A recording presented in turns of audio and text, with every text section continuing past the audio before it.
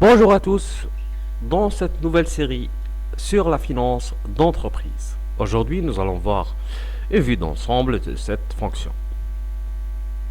Tout d'abord, pour comprendre la finance d'entreprise, on va voir son objectif.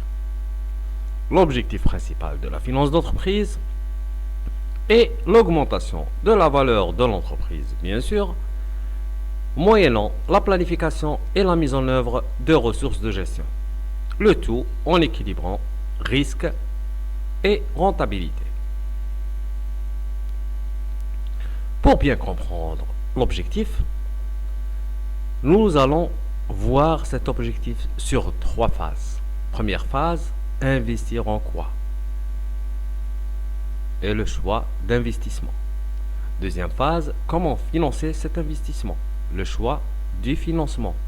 Et pour finir, nous allons voir quand distribuer ou rembourser le capital par la cession ou par d'autres techniques que nous allons voir. Maintenant, investir en quoi? Le choix d'investissement. Pour comprendre le choix d'investissement, il faut comprendre tout d'abord c'est quoi un investissement.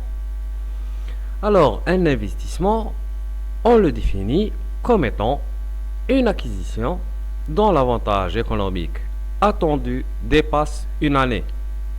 Ça peut être la construction d'une nouvelle usine, ça peut être la conquête de nouveaux marchés, l'acquisition d'autres business ou la recherche et développement de nouveaux produits.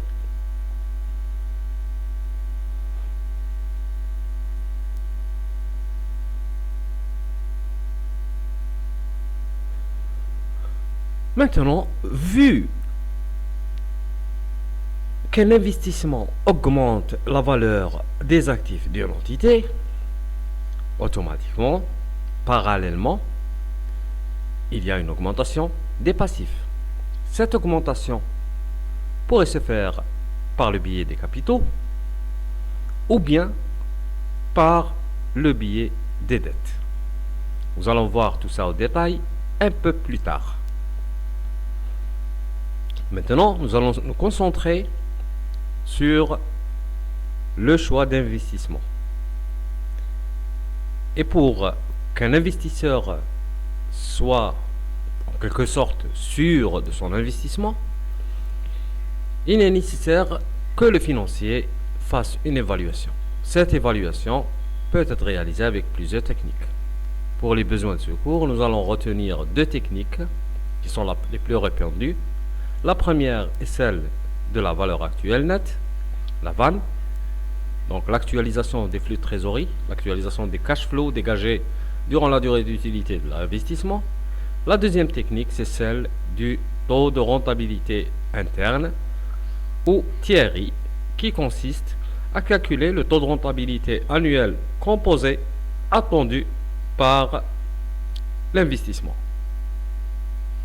Merci d'avoir suivi cette introduction et à très bientôt pour plus de détails sur ces 2 techniques et sur la finance d'entreprise.